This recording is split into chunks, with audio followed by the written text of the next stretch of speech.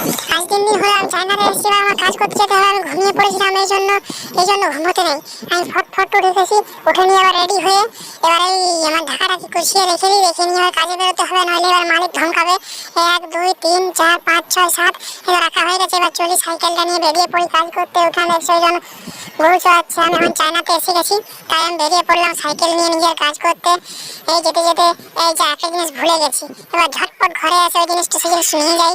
ওরপরে এই যে দেখুন গরু চড়াচ্ছে, এই তো গরু চড়াতে হবে না, তুই আমার ঠেঙাটা দে, তো তুই আমার ঠেঙাটা দে। এই হাট হাট হাট হাট। এই আমার তো কোনো ভয় পাচ্ছে না, আমি কি আমি কি মানুষ নাকি অন্য কিছু, এবং ভয় পাচ্ছে না। এই চল চল, এবার ভয় পেয়েছে। এরপরে এই নে নে আয় আয়, চল চল চল, এবার তুই গরু চড়াবি, চল এবার তুই গরু চড়াবি, চল যা। এরপরে আমি বেরিয়ে পড়েছি, বেরিয়ে নিয়ে ওখানে আমার সাইকেলটা আছে, সামনে সাইকেলটা গিয়ে ঝটপট নিয়ে আসি। এখানে একজনের সাথে দেখা হয়ে গেছে, এদিকে ভাড়া যাচ্ছিস না, এই রোদে ছোট ছোট বাইরে বেরোতে নেই, চল ঘর যা।